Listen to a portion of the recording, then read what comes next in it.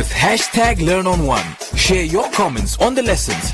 WhatsApp your feedback, name and town to 081 200 6659.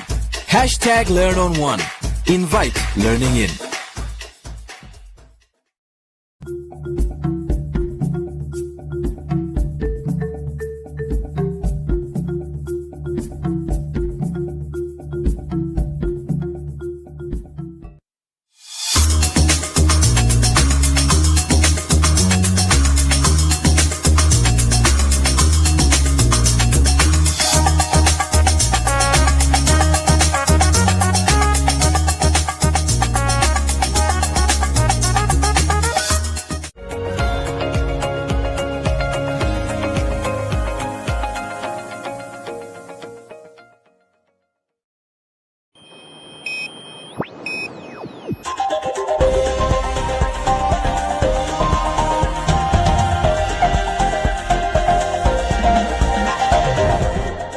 Today on One, your daily dose of local affairs and social media commentary. Today on One, Highest Court welcomes new judges. In Namibia, a thorn in the national flesh, says Stukna. SG Cleaning Services gets $10,000 Namibia boost. And disabled athletes still discriminated against, says NPC.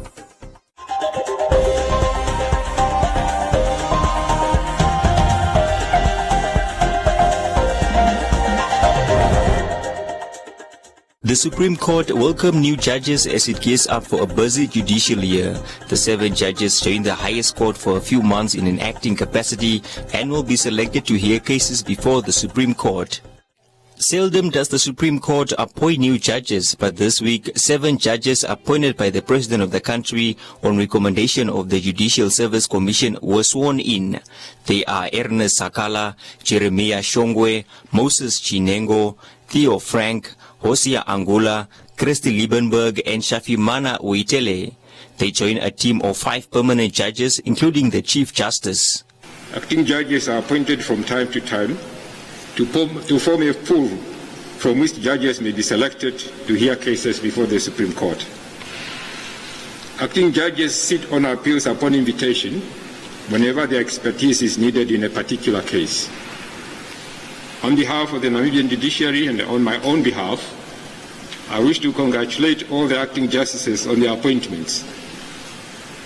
I extend our profound appreciation, particularly to the 3 new resident judges, for their generosity, for agreeing to offer their services in serving the court and the people of Namibia. It is certainly not something that I take for granted. Doubtless, the appointments bring a wealth of experience and diverse legal traditions, which will immensely enhance the work of the court. I can assure you, honorable judges, that you will find nothing but professionalism, enhanced work ethics, and a greater sense of collegiality at this court. 3 of the acting judges are from neighboring countries, and they can also expect to be deployed when resident judges of the Supreme Court are not able to participate in hearings. They are from our friendly neighboring countries who have agreed to assist us, a neighbor within the spirit of SADC and the Southern African Chief Justices Forum. As the saying goes, a friend in need is a friend indeed. The swearing-in ceremony follows the opening of the 2021 legal year, which was held virtually and graced by the President Hakakenkop, who delivered the keynote address.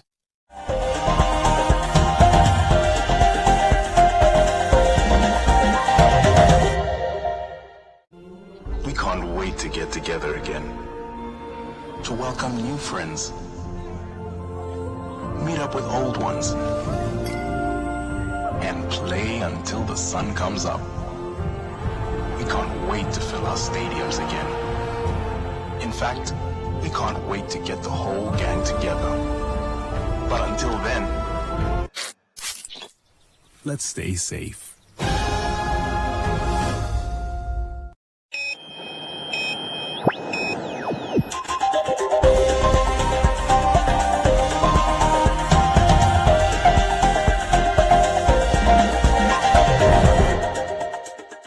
The Trade Union Congress of Namibia says the financial situation the national airline Air Namibia finds itself in is because of mismanagement by certain individuals who remain hidden. The problem with Air Namibia is that 30% of the wage bill of Air Namibia goes to top management. And Air Namibia have approximately 600 employees. And among these 600 employees, close to 100, they are all top management. How do you justify that? And how is their structures? They have a general manager for finance, senior manager for finance, chief manager for finance, chief accountant, senior accountant. That is how all of them, the structures that goes. So the trade unions in this industry, they have raised these problems, but the government turned a blind eye. Now they want to play a game of ignorance for the purpose of ensuring that the national assets, they goes. At a recent press conference, Secretary General of the Trade Union Congress of Namibia, Mahongora Kavihuha, said that keeping the national airline grounded is a waste of taxpayers' resources. The nation is in the process of expanding the airport and building roads to link the nations to the airports. All national assets constructed with taxpayer money resources, who is all meant to benefit. What is very important to understand is that you cannot build and expand the airport and then you are intending to close your national airline. That is a completely contradiction. Kavihuha added that aviation is a lucrative industry that other countries such as Ethiopia and the Middle Eastern nations are running successfully, which gives Namibia no excuse not to follow suit.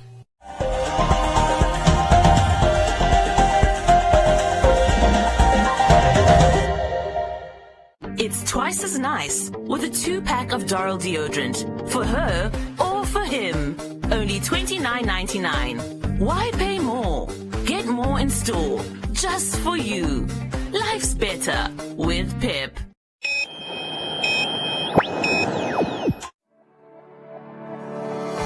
Community Voices proudly brought to you by Namdeb Diamond Corporation. Good today, better tomorrow.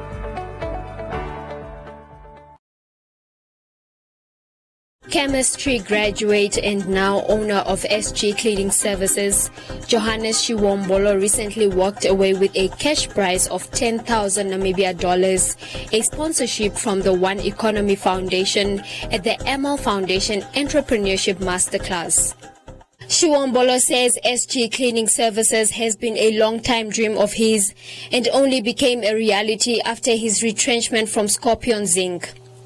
The sponsorship from the One Economy Foundation, he says, will enable him to extend his product line, as currently he only manufactures dishwashing liquid. I was thankful about this from One Economy Foundation. It means a lot, really, the money they sponsored to me. And I'm planning on adding some cleaning chemicals to my dishwash now, and also to improve the quality of my dishwash at the moment, because I know even though my customers are buying, it's not really, to me it's not really it's not as quality product as I want it to be. I want to make it a best quality in the country. And I'm planning on adding on pine gel and some other related cleaning chemicals like floor, lavender, toilet cleaner, and so forth. The dishwash liquid, that's the only one I'm doing at the moment.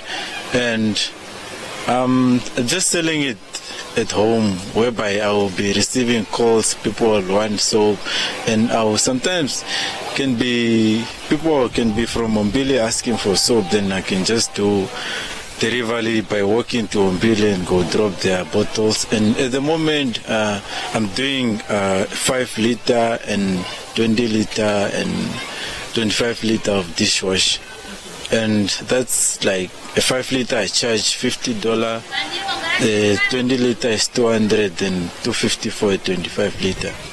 The One Economy Foundation's Chief Executive Officer, Sam Utoni, stresses the importance of capacity building support towards local small and medium enterprises, noting that the sponsorship is part of the foundation's entrepreneurship and enterprise development pillar. In order for entrepreneurs and for businesses to succeed, they need holistic support. And at the One Economy Foundation, we've premised that on what we call the 3 C's. So we believe that for businesses and SMEs to succeed, they need capital, they need capacity, and they need confidence. And this masterclass really touches on the capital, the capacity, and the confidence. Really, the capital is through the provision of this 10,000 that we gave. The capacity is looking at what are the gaps in terms of knowledge for young entrepreneurs and how do we fill those gaps. And this masterclass was really targeted at that and saying, what are the knowledge that entrepreneurs need to move their businesses forward, and how do we give them that knowledge in order for them to move their businesses forward? And then the last thing is really the confidence. We know that once entrepreneurs are well capacitated, are well connected to other entrepreneurs, are well connected to experts in the industry, they have a lot more confidence to do what they're doing and better rates for success. So that's really the holistic support that we aim to provide. The masterclass further equipped participants on how to harness value chains, leverage international trade opportunities, and create partnerships to strengthen and sustain their businesses.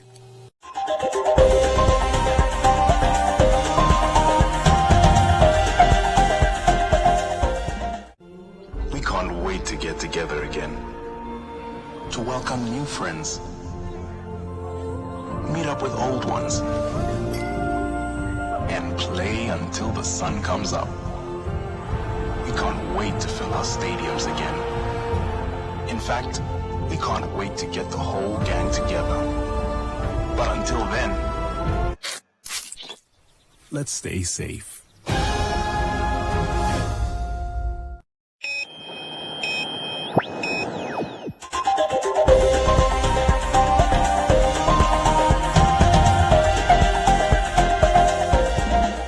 In an exclusive interview with Today on One Sports Desk, Michael Hamukwaya, the Secretary General at Namibia Paralympic Committee, as well as Namibia's para-athletics team coach, says that discrimination against the disabled in sports is one of many reasons for the lack of development for para-athletes in the country. Speaking to Today on One Sports Desk, Secretary General and coach of the Namibia Paralympic Committee says that discrimination against the disabled is still an issue and is hindering development for the athletes in the country. As you know, disability issue is a discriminatory issue, which comes a long way already. Many of our people with disability have been discriminated within our house.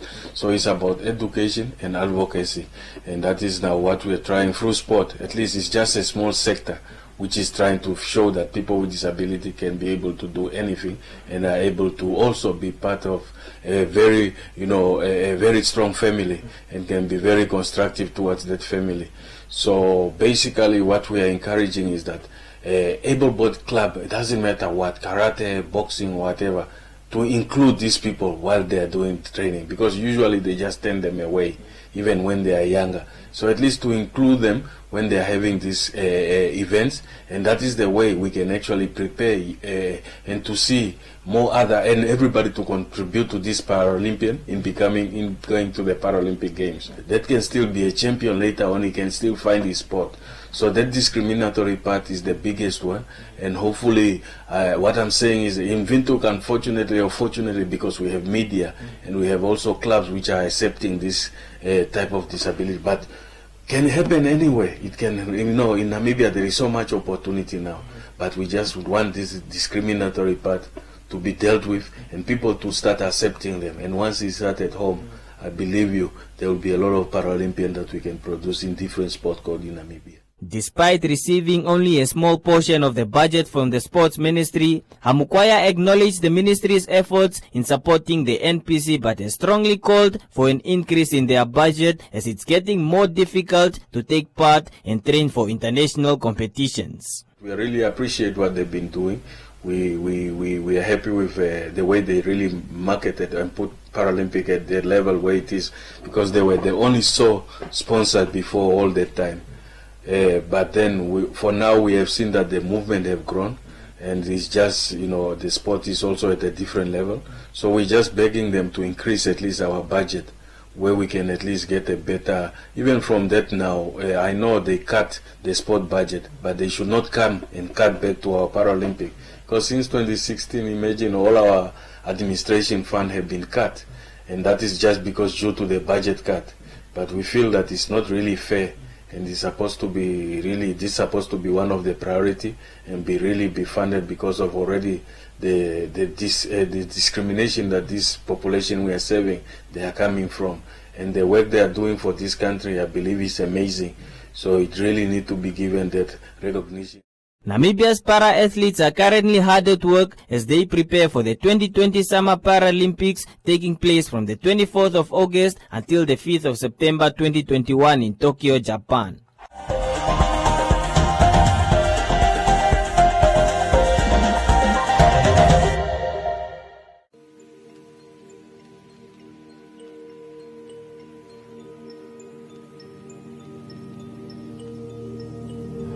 We are molded with the utmost intricacy, unique and ever-evolving.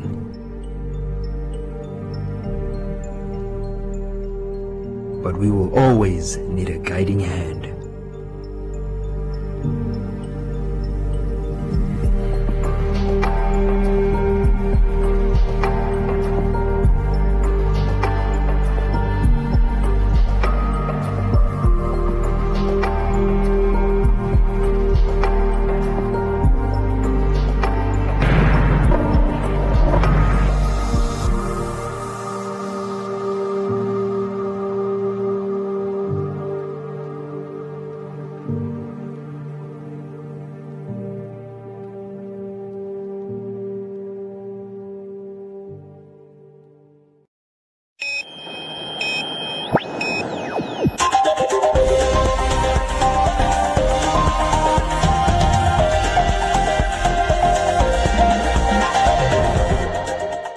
In other leading stories, 2 officials from the Ministry of Home Affairs, Immigration, Safety and Security, based at the head office in Windhoek, have been arrested for the suspected wrong issuance of a national identity document.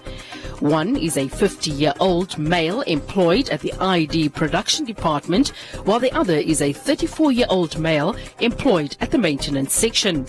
The arrest by the Namibian police force follows the ministry's intensified efforts to root out improper conduct amongst its staff. The wrongful conduct of the 2 officials pertains to the issuance of a duplicate Namibian identity document, which was eventually used in the commission of a criminal offence.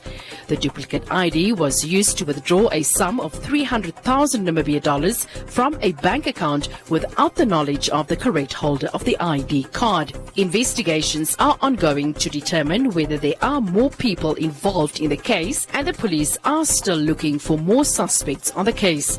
The ministry is cautioning the public to refrain from this conduct, as all persons involved in a similar matter will be dealt with without any fear or favour, and will ensure that the law takes its course.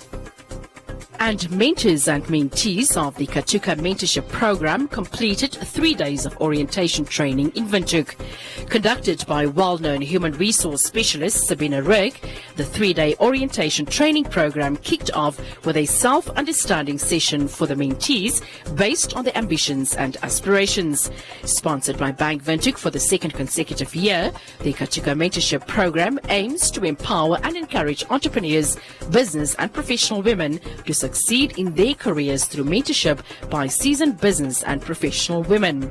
Throughout the year, mentors and mentees will mostly communicate via online platforms. A 2nd training session will take place during April and the 3rd in August 2021. Welcome to Comments Corner, your daily dose of local comments from the hottest social media pages. Members of the opposition walked out of Parliament in protest of President Geingoeb's virtual address during the official opening session. Milinga said that he wished that President Geingoeb had delivered his speech in Parliament and answered a few questions. PK said someone had promised to cause disturbance and the head of state is not ready for that.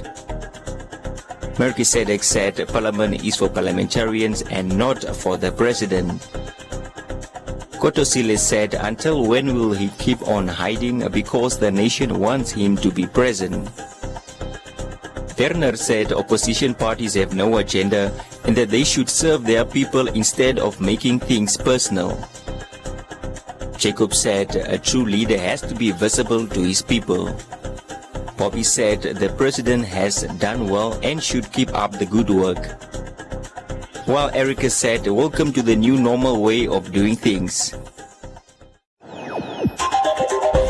And that is all from Comments Corner. Be sure to post your comments on our social media pages for broadcast every day only on TDN1.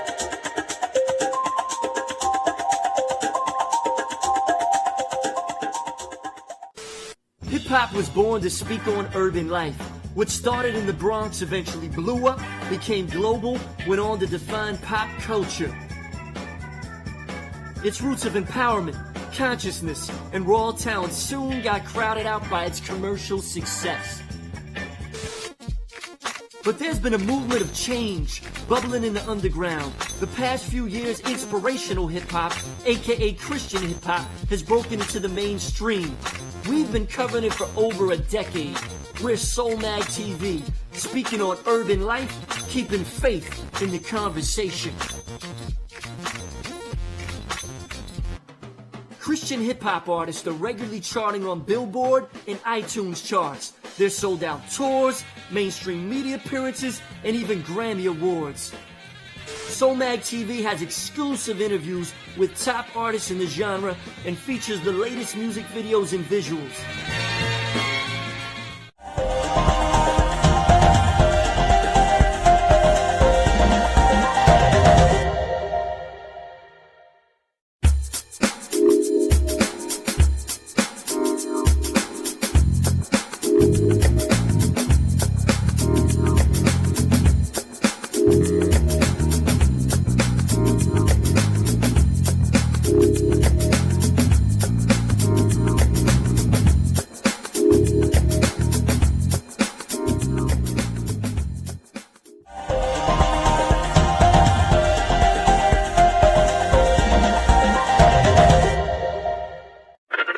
What's up, world? This is Shay, the goddess of the airwaves, on 99 FM, Monday to Friday, serving you breakfast on the ignition between 6 and 9.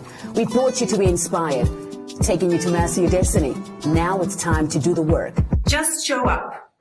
Put on your work boots and do the time. Make it, and then make it better. Hello, world. It's your boy Script here on The Kingdom, where we're reminding you every single day. Get up. You've got this. Start where you are. Hey, this is your girl Treza on Hitsville on 99 FM, letting you know it's okay. Try. Make mistakes. Awesome. I am Sibo, and I'm going to be with you for quite a while. Thank you so much for joining us here on your inspiration station, where we let you know there's no easy money, there's no easy job, there's no easy life. 99 FM. Do the work.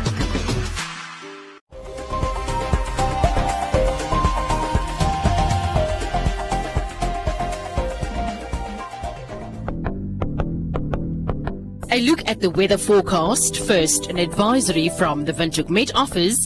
Widespread thunder showers will persist in the northern regions, where flash floods are expected at times. Flash floods are most likely over the central and northern coast, so please do take the necessary precautions. The Namibia interior cloudy and warm to hot with a few thunder showers in the east. Elsewhere cloudy and warm to hot with isolated thunder showers, but widespread in the northern regions. The coast partly cloudy and cool to warm with showers and thunder showers, and the wind light to moderate northwesterly. Now a look at minimum and maximum temperatures across the country and beyond.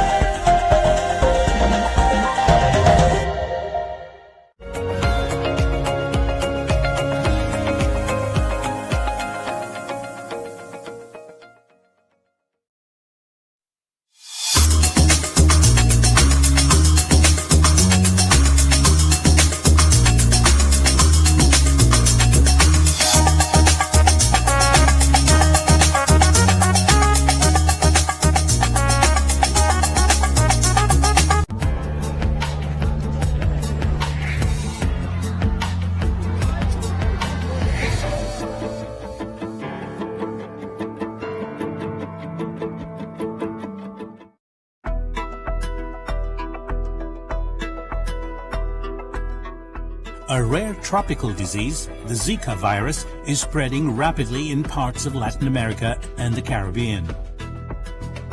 In March 2015, the Zika virus first surfaced in Brazil and has infected more than 1 million people. The International Atomic Energy Agency, the IAEA, and the Food and Agricultural Organization, FAO, have responded swiftly to the Zika crisis. These UN agencies came together to make available a nuclear technology that controls pests by rendering the males infertile with radiation. This is called the Sterile Insect Technique, or SIT. A group of scientists from around the world gathered in Brazil recently to examine SIT's effectiveness. They have concluded that SIT is an efficient, safe, and environmentally friendly technique to control pests and fight diseases such as Zika.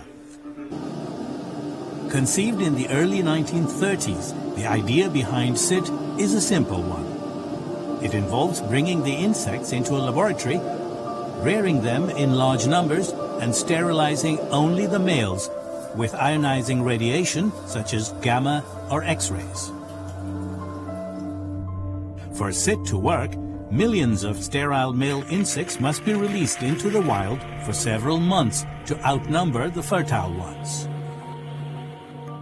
What's going to happen is that the sterile males are going to seek out the virgin females, they're going to mate, but there's going to be no offspring. So there's going to be reduced population replacement, and you will see that after a while the target population is going to go down.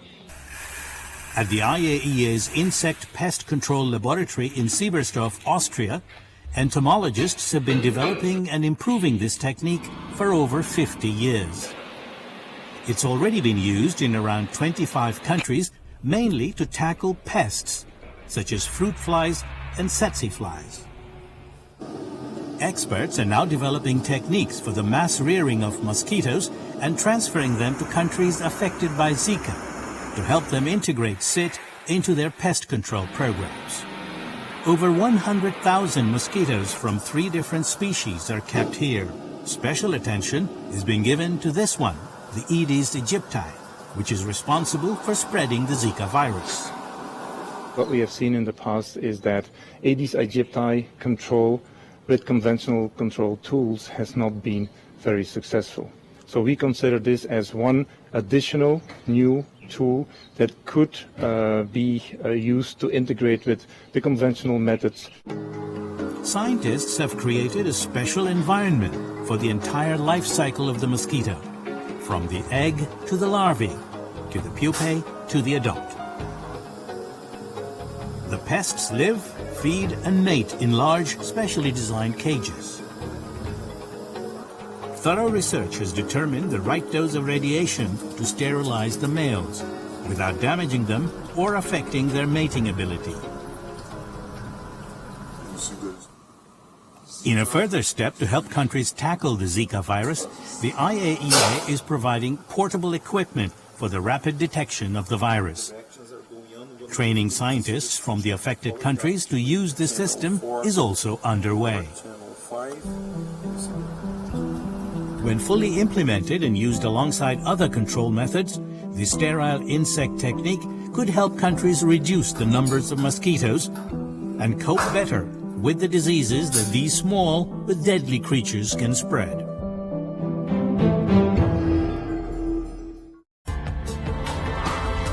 This report was produced by Louise Potterton for the United Nations.